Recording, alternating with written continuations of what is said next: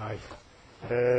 Anybody got anything that came up from yesterday that that slept on, thought about, disagreed with, think was fantastic? But we all okay? No comments from yesterday. Okay. So yesterday, what we talked about was, or tried to talk about, what is Zen. We talked about this mysterious thing called Buddha nature and what it is. And I know we talked about other things, but I've forgotten. What else did we talk about? What is Zen? Buddha nature. Sesshin. Oh yeah. What Sesshin was about, the nature of Sesshin, and Zazen.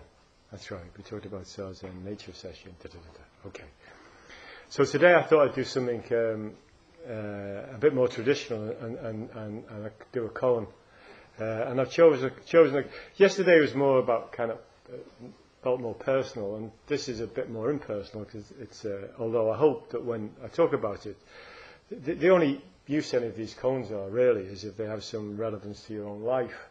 Otherwise, what are they? So, as I talk about it, maybe think about it in terms of what would this be in my life? What would this mean for me?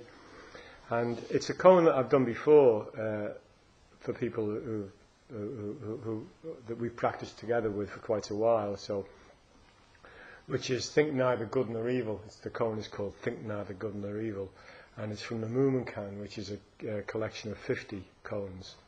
And this is quite a famous one. But to spice it up a bit, for folks who've heard it before, I thought I'd read another koan first, which has relevance to this one, but you mightn't.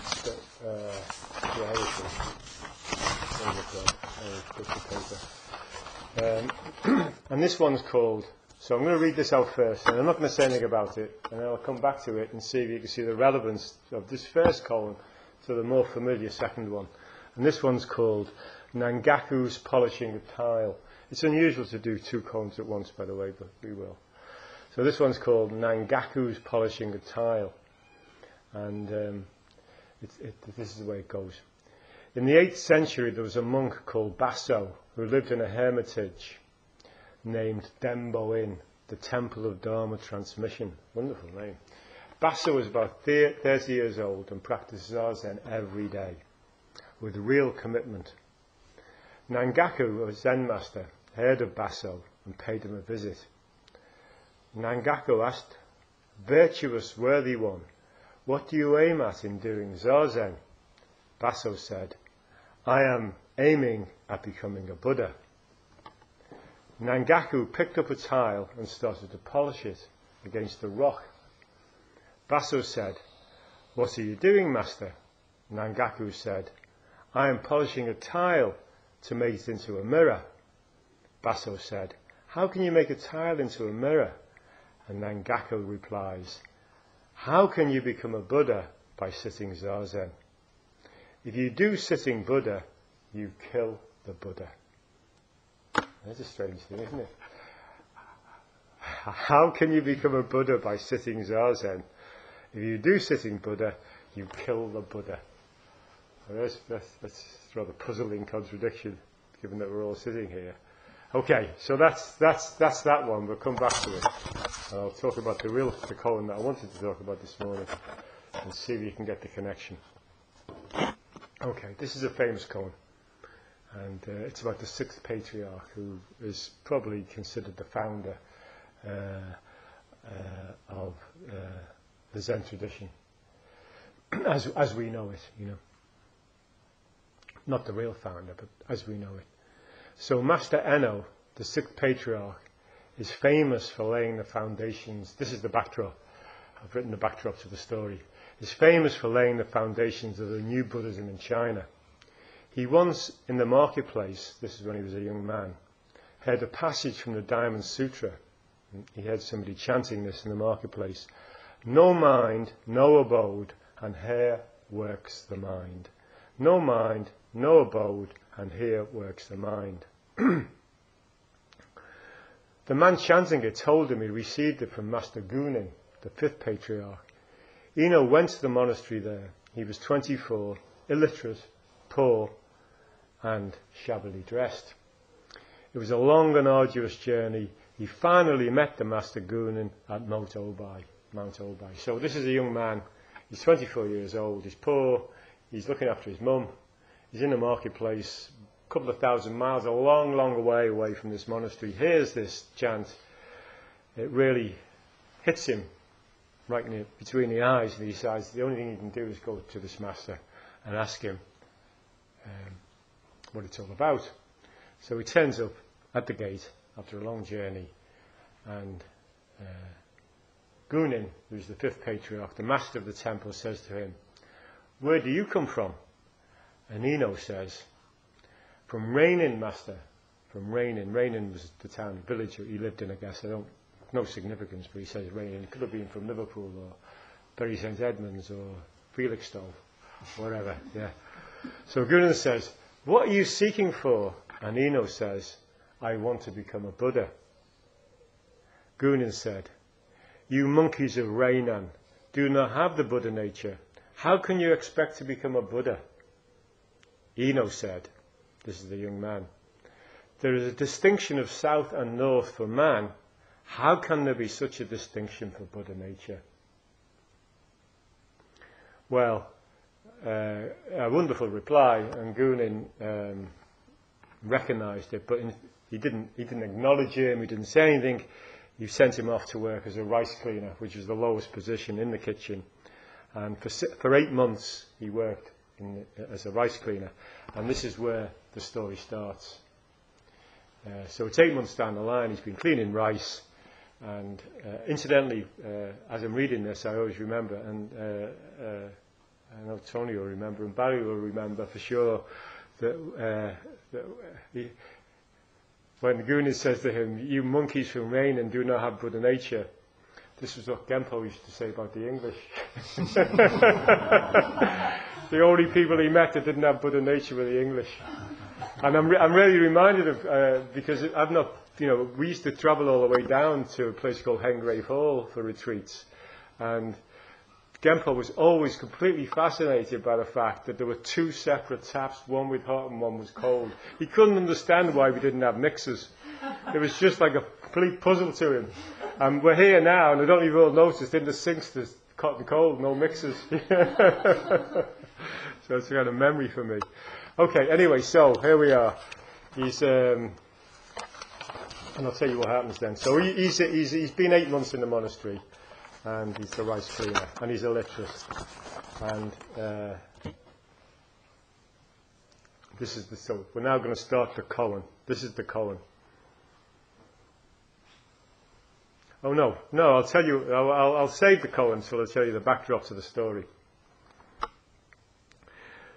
So the fifth patriarch decides that he wants to retire, and he wants a successor.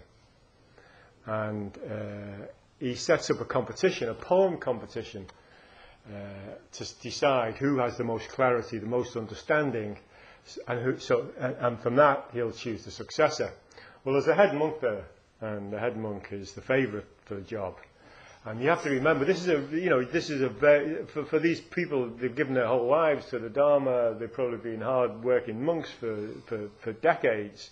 And at that time, only one person ever received transmission. So this was a really crucial thing for the people. It was almost like career monks. Who's going to get succession? It's a big thing because it was only the one-off opportunity, and they'd given their lives to it. And so the poems competition is announced to the whole temple, and the head monk writes his poem and pastes it on the wall. And all the other monks decide that it's such a wonderful poem, demonstrates such clarity that nobody else posts up a poem. So it looks like he's a dead ringer for the job. Anyway, what happens is this young monk, who is walking down the corridor, and he asks another monk to read the poem to him, because he can't read. And the monk reads the poem, and this is the poem. The body is the tree of Bodhi. The mind is like the stand of a bright mirror. Moment by moment, wipe the mirror carefully. Never let dust collect on it. Eno thought it was a good poem, well written, well expressed, but he didn't acknowledge that it showed any real penetration. And he asked the chap if he recited a poem, would he write it for him and post it on the wall?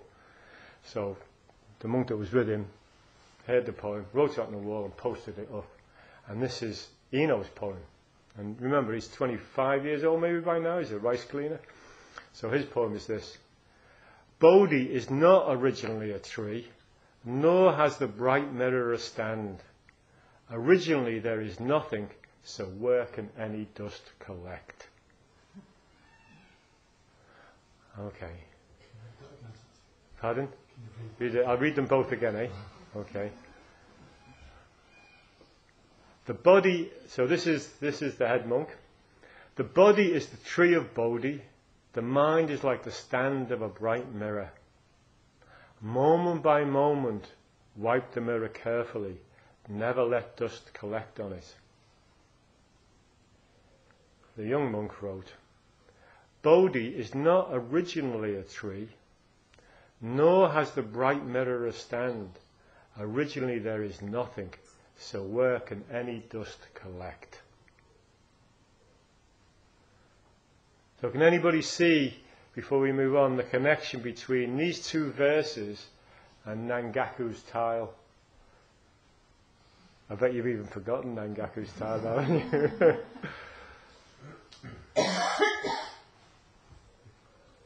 Okay, let's leave that. Let's leave that. But the Buddha said,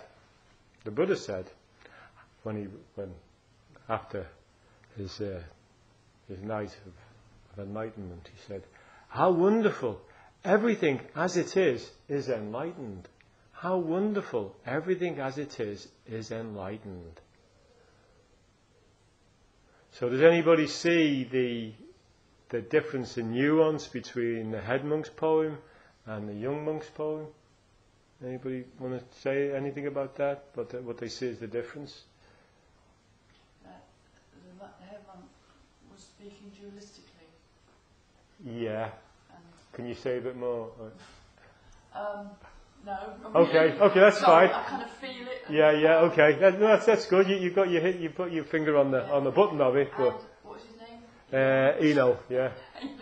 Yeah. Eno. Yeah. Eno or Eno or Sue Davis in this case.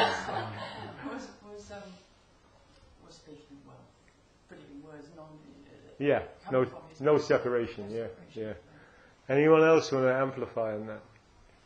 It just occurred to me that enlightenment is not expressible in words, it's beyond words. Yeah. Thank you. Thanks. The first one by the head monk is it's practice orientated. Yeah.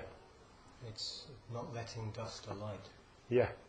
So it's constantly mindful of what is happening. Whereas the second one is about immediacy. Yeah. This moment. Okay. That's true, and what George said is true. But there is another element to it as well, which you may fully know, but let's just explore it a bit. I just thought that Eno's one kind of beyond sort of conception. Yeah. The older monk was almost talking still using kind of fixed concepts about what you need to do and practice, and the saying actually what's all conceptions of what you're trying to do with God. Yeah, that's true. But as well, there's also they're both saying something about our essential nature. They're both saying different things about our essential nature. You can't become something that you already are. Okay, so you are already this. So and this is, according to the koan, this, whatever it is beyond good and evil. So it doesn't need to be wiped clean all the time. It doesn't need to be polished. It is already perfect. Now this word perfect, of course, causes immediate irritation. Of course it's not, how can life be perfect? This is one perspective. When we say perfect in this sense, it's neither good nor bad, right nor wrong. It's just exactly as it is. It can only be this way. It can't be any other way. It's perfect in that sense. This life, your life, my life, is perfect in the sense is that it cannot be any other way. This is the way it's arrived. Okay. So into that form and emptiness. We are talking about form and emptiness, but if you remember in the sutra it says form is emptiness and emptiness is form.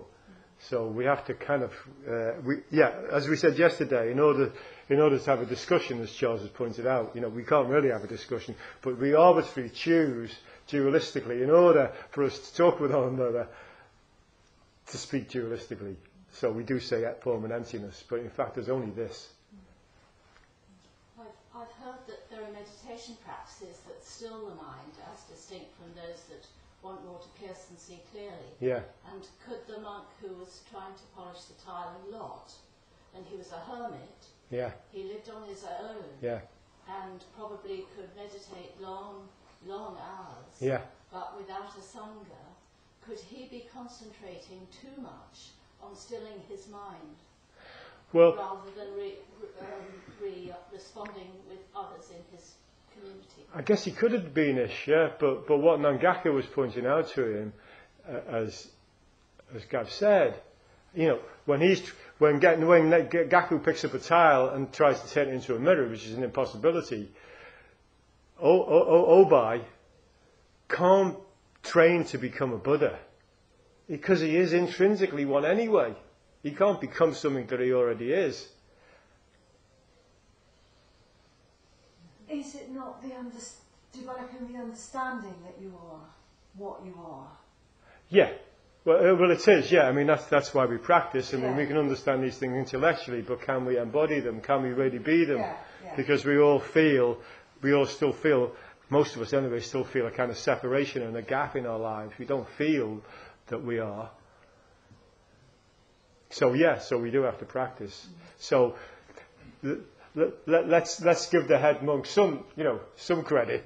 It's true that we all do have to practice, and in fact, the head monk did go on, despite what happened, to create his own lineage.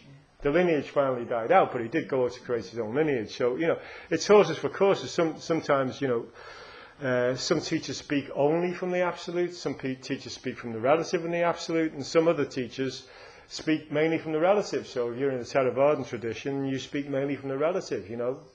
In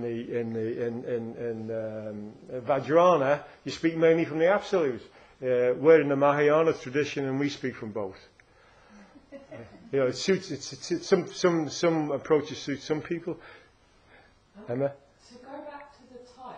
Yeah. Why didn't? Because he said, "I'm polishing the tile to become a mirror," Yeah. which is obviously impossible. Yeah. Why didn't he say, "I'm polishing the tile to become a tile"? Yeah. Which would have kind of. Was that just too? Well, but then Obai wouldn't have said to him, "Why are you polishing a tile to become a mirror?" That then gave the intro for Nangaku to come back with this retort. How can you practice to become a Buddha? Yeah. It's impossible. So he was just setting him up, really. Yeah.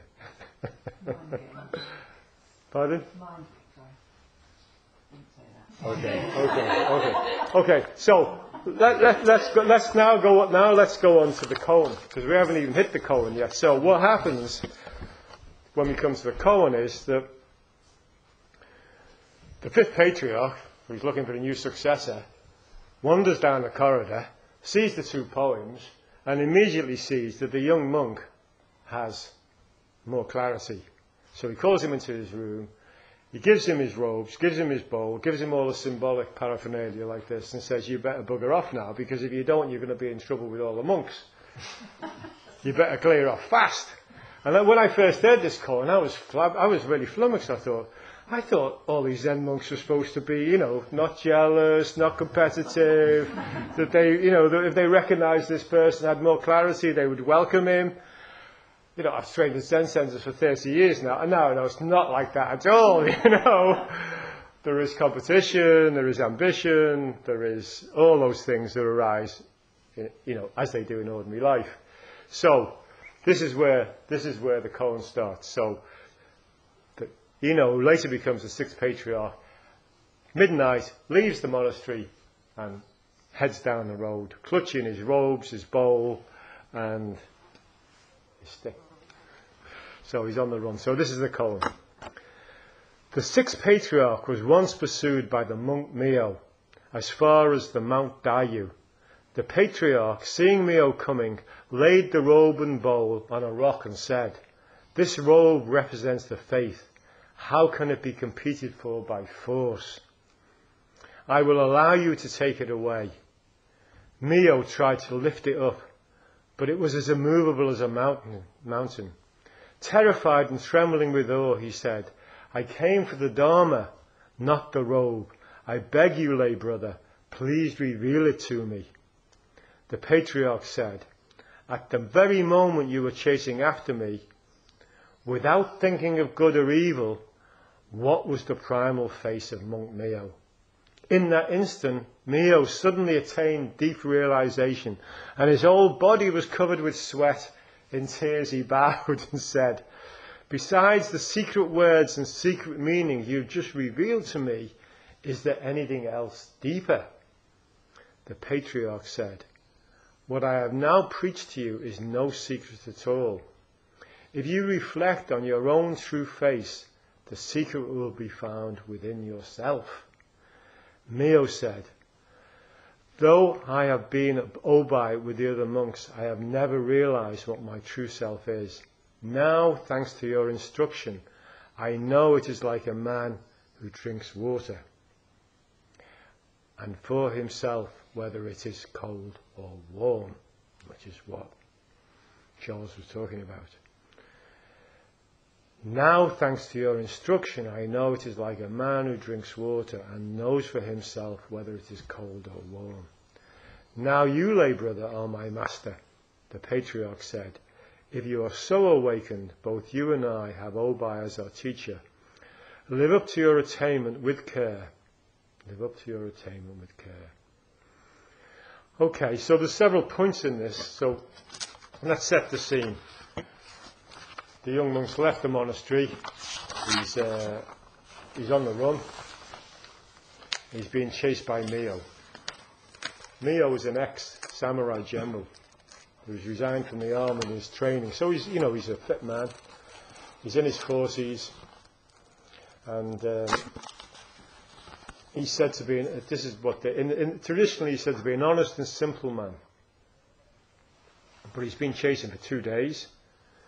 And they're both presumably exhausted. And the sixth patriarch lays his bowl and robe down and says, "You can have them if you like." Mio tries to pick them up. He can't pick them up.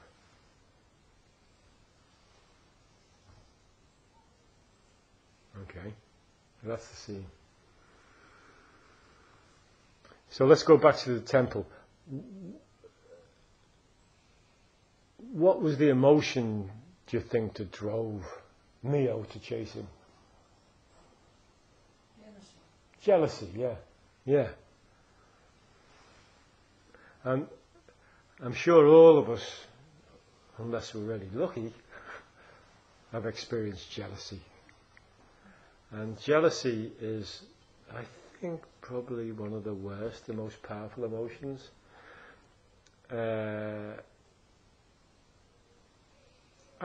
Maybe because it feels like a question of survival, If somebody's going to get the acknowledgement, the wisdom, the love, the sense of uniqueness that we want, it feels like a loss of our existence when we're really jealous. I'm just going to add on to jealousy, rage. I think rage, yeah. Homicidal intention. He's going to. God knows what he's going to do. Or he's going to catch us in, yeah. This young, illiterate rice cleaner comes in. Yeah. Imagine in Liverpool if somebody, or any Zen centre, some person comes in young, shabbily dressed, a woolly back you'd call them probably from somewhere out back. And after 8 months they get the succession, and you've been grafting for 20 years, fulfilling all the needs of the teacher. You'd be outraged yourself, wouldn't you? I would be, you bugger.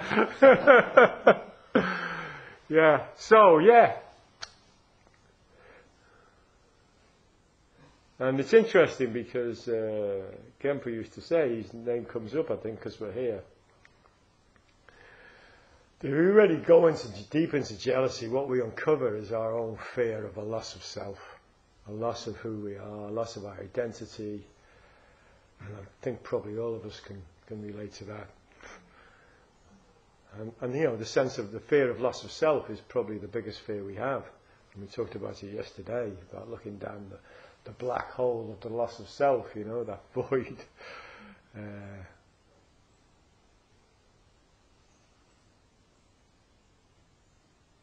So what do you think happens when he gets there, when Mio gets there and can't lift up the robe or bowl?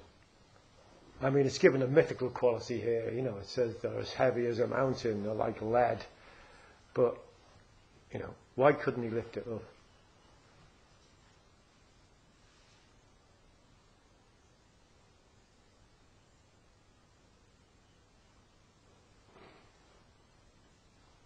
Is it something in his conscience? Yeah, probably. I mean, I don't know why he couldn't lift it up, I'm just curious what you think. I see it in terms of not being able to feel worthy of it. Yeah, finally at the point. Yeah. It's like being given a qualification you feel you don't deserve. Yeah, so he probably felt like a fraud. Yeah. There's a sense of the reality of actually, this is... The reality of taking the position, the responsibility, he felt like a fraud, Ish? He was unable to enjoy his own success when he was, as long as he was unable to enjoy the success of the other. Yeah, that's a really nice thing, that he couldn't be spacious and open enough to appreciate, But that feeling of it being a fraud, is there anybody who hasn't felt like a fraud deep inside and not wanted to front up to it, I think if we are in the presence of a great master, we will all be able to pick up a sense of that. Yeah. Which is, impossible to deny. It's just there. Just there, yeah. I have a sense of that every time I try to sit down and meditate, because you guys are also good at meditating, and I'm just in this kind of really samsara.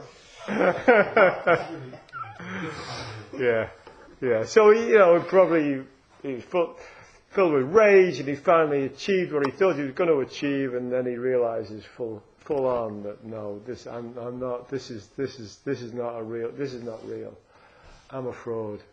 I sense he was afraid. You think, look? I sense he was afraid. He was afraid, yeah. Fear as well, yeah. And came to somewhere where he felt stuck. And he felt stuck, yeah. And so the bowl. And the bowl was stuck. So, he felt stuck, and so... He, in the place, he was stuck in himself. Yeah. So these things were stuck. These things were stuck, yeah. Is it possible that he was almost teaching on a sense of awareness as soon as kind of like everything stopped? Yeah. And he was about to, take the road and the boss. Suddenly the realization that actually he wasn't as enlightened as the other guy. So it's just his kind of mind was just thrown into it. Yeah, I would think. And probably why he was full of sweat and worry and anxiety and righteous indignation, yeah. But I think what's interesting in this for me is that if he did feel a fraud, and I suspect he did, that how common that feeling is, how most of us at some time feel like we're a fraud. And what's interesting for me is that I've said this before, it's a kind of comfort. I think it's a comfort. I think we should all take comfort from it.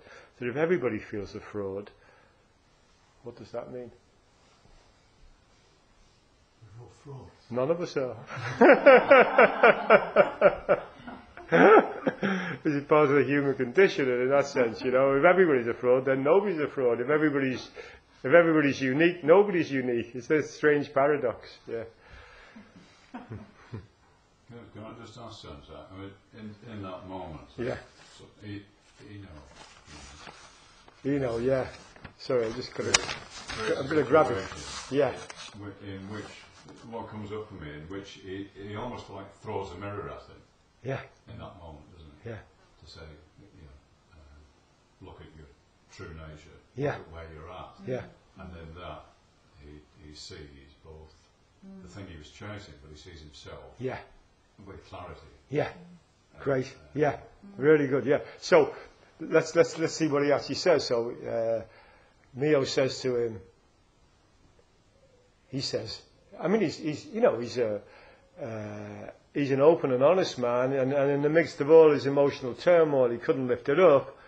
And at the same time, he's still able to say, I came for the Dharma, not the robe. I beg you, lay brother, please reveal it to me. And the sixth patriarch says, without thinking good or evil, what was the primal face of monk Mio? Now, in relationship to the two poems, what is the primal face of monk Mio? What is the primal face of monk Mio with reference to those two poems? Does the primal face of monk Mio need dusting and polishing and constant attention? Or is it already perfect? Or innocent, yeah, which can be like pure. The same thing. Yeah, mean the same thing, yeah, or innocent, yeah, exactly, yeah, good. So, if I asked you to show me, where's the phrase? What is the primal face of Sue King, or Sue Davis, or Barry Lingwood, or Marion, or what is your primal face? Yeah, let's all smile, or be glum, or whatever, but, push it forward. This is it. You are it. You are the primal face. What else is in it isn't you? And in the sutra we say, it is not near, it is not far. If you miss it, you are mountains and rivers away from it. So if it's not near, it's not far, where the hell is it? If it's not near, it's not far, where is it? Yeah, it's exactly where you stand. Can't be anywhere else.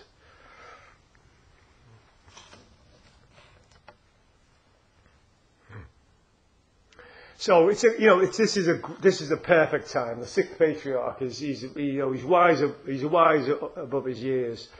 This guy's been running full of tension, full of jealousy, full of anger, full of rage for 2 days.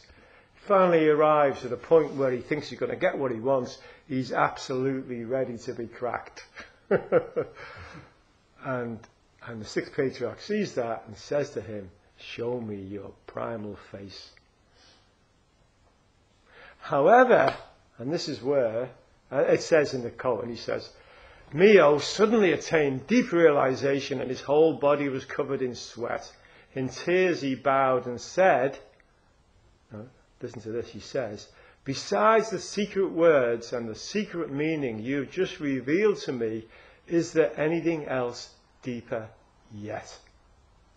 What does this say about him at this point? Pardon?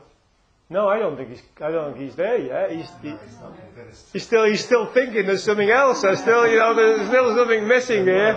Yeah. Come on, give us the real works. It must be more than this. It must be more than me. It can't be just me. And haven't we all felt that? It can't be just measly me. It must be more than that. There must be more to life than this. I must be missing something.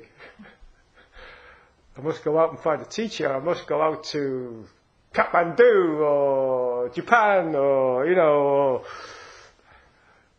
find somebody else or find another book. Or it can't be this. It's not enough. Is it enough? Okay.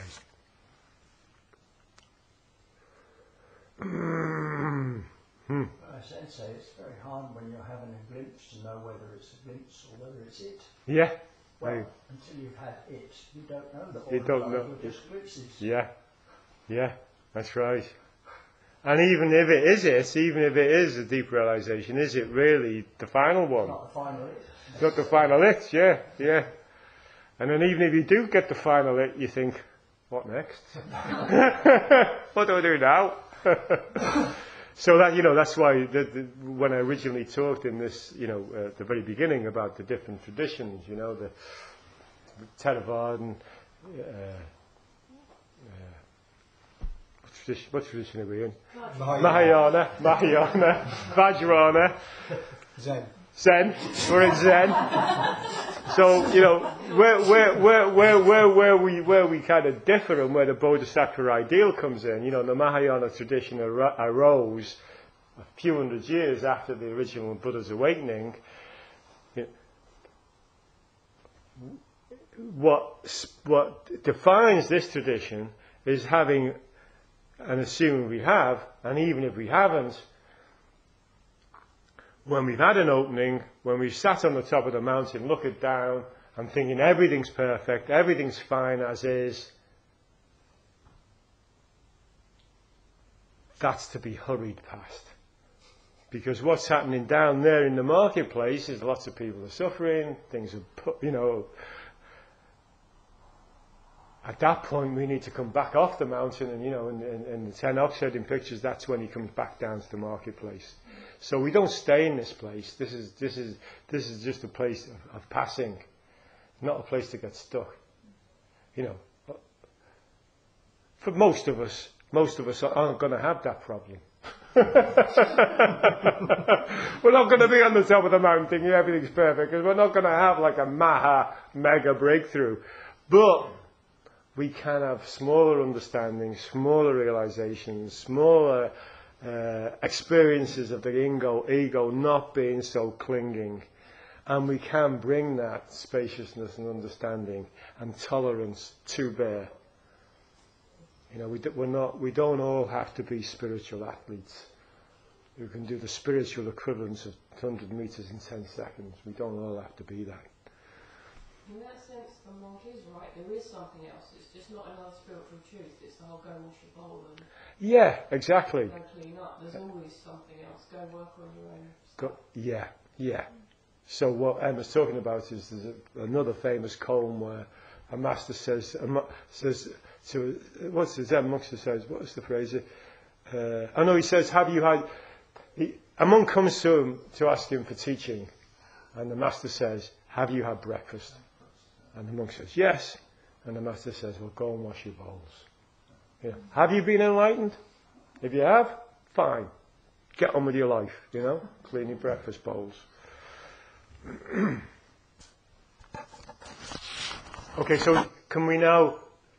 I've got one more thing I wanted to say about this koan, but just to wrap it up in terms of the two koans, Nangaku's tile polishing koan. Obai, who was the guy who was sitting, wanted to become a Buddha, he reflected which poem? The first one, yeah. Lots of polishing, lots of cleaning, looking at it from the perspective of the relative, from the relative perspective, everything isn't perfect. The second poem acknowledged what Nangaku was saying. You can't make a mirror out of a tile. You are, the sixth patriarch is saying, at one level you're already it. You might know it, but you are. And, fair enough, the fifth patriarch recognised that and gave him the transmission, and off he went. And, the finale to that whole story is that, you may know better than I, Tony, or somebody else, that didn't the sixth patriarch go off for many, many years? About 10, practicing on his own, before he finally came back into the community and became, a fantastic teacher who left a lineage which we all belong to, So Mumonkan Roshi, every time he told this story, he used to cry his eyes out. Did he? Really? Yeah. Is that right? Yeah. Every time we got to the bit about the Roman bone. Actually, all the females in the audience were blabbing with him. With him, yeah.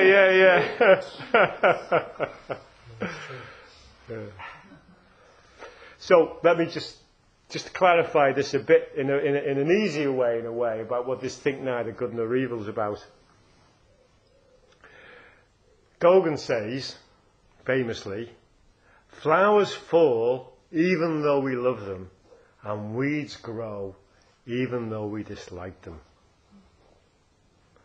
However, flowers and weeds are neither inherently good or bad. Is that right? I mean, a weed is a weed because we call it a weed, and a flower is a flower because we define it as a flower. But intrinsically, a weed and a flower are neither inherently good or bad. And yet, we're not neutral, are we? We love flowers and we like them to bloom, and we're unhappy when they die, and when weeds appear, we pull them out the ground. So, flowers still fall, and we feel sad, and weeds grow, and we feel irritated. And yet, they intrinsically are neither good nor bad. So, as human beings, and if we have time, I can say something about why it is important to act and think and be dualistic. But it can also cause us trouble, because we arbitrarily decide what we like, what we don't like, what we'll ignore, what we'll be attracted to. And this is particularly the case in our relationship with, in Buddhism they call it 10,000 things.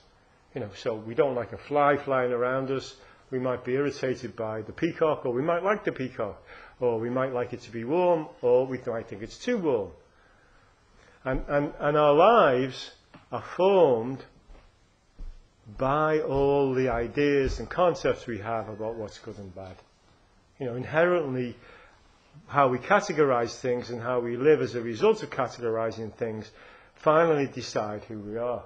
But bottom line, they're all arbitrary. It's not true reality. So we all have our own stories, we all have our own preferences, and we condition our lives accordingly. But let's keep remembering that that's our story, that's our view. So, just ask you there's three ways to see a flower. I've just put down here a way of exemplifying this think neither good nor evil. Can you tell me different ways that you might see a flower? Tell me. Different ways you might... You'd see it as it bears the fruit for the future. Yeah. It bears the fruit of the future, yeah.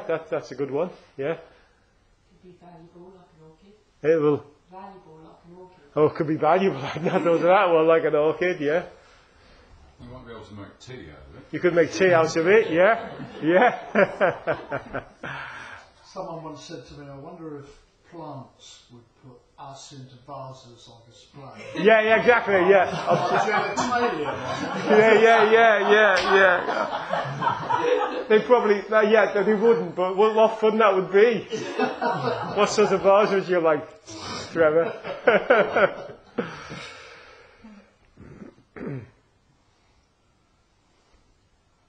Recognise their beauty. Recognise their beauty, yeah. Value judgment in itself, but we recognise it. You recognise the beauty, and what comes with the recognition of their beauty as well? We value. Yeah, and another emotion can arise, can't it? Love. Love, yeah, and another one? Or to possess it. Pardon? To possess it. To possess it, yeah, to cut it and take it home. Yeah. And that's cherry blossom. Cherry blossom, yeah. Impermanent. Impermanence, yes. So there's also, seeing a beautiful flower also is poignant, because it's going to fade and die. Which is why, the Japanese love the cherry blossom festival, because the cherry blossom completely, in a way, reflects that national psyche, of being in the moment, but also recognizing how short-lived it is, Cherry blossoms are wonderful, but they're only there for 2 or 3 days, and then they're gone. So, they party underneath. I remember they party on blue plastic mats, which I always find a contradiction. But they have a good party underneath the cherry blossom. Yeah. So all those things, and as Sesshin said, they came from seed, and they'll become seed again. So they have a future.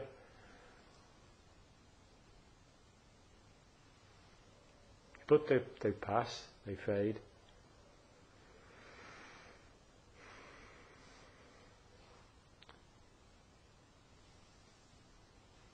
So I've written here, however, all these thoughts separate us from the flower. The wisdom of the moment is just the flower, becoming without evaluation. So imagine if you could lead your life in that way, just to be present.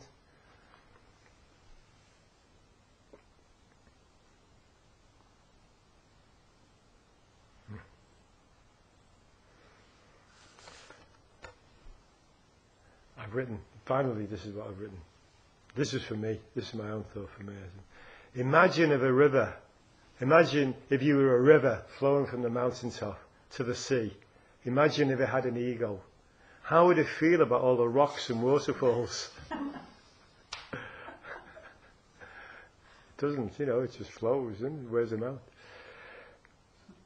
And imagine if your life was to support the universe in experiencing itself. Through you. If it was not personal. If you were a vehicle for the universe to experience itself. Imagine if that was your job. Your life was to allow the universe to experience itself. It feels a bit different than being this personal thing that we have to grasp and treasure and fret about.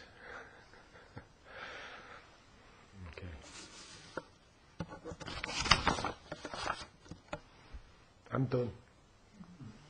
Anybody got any? Yeah. I was thinking, when you say that, it kind of makes sense. But then I was thinking, can the universe experience itself being a rock, or does it need to be a human? Yeah, it's a really. It's a fascinating question, but it is said that all things are intrinsically Buddha nature.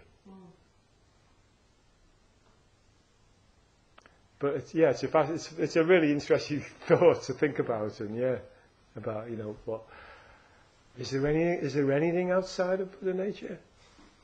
How can that be possible? Pardon? And is part of does them being Buddha nature mean they can experience themselves, or is experiencing itself just something we manifest the way we manifest fingers? I give in.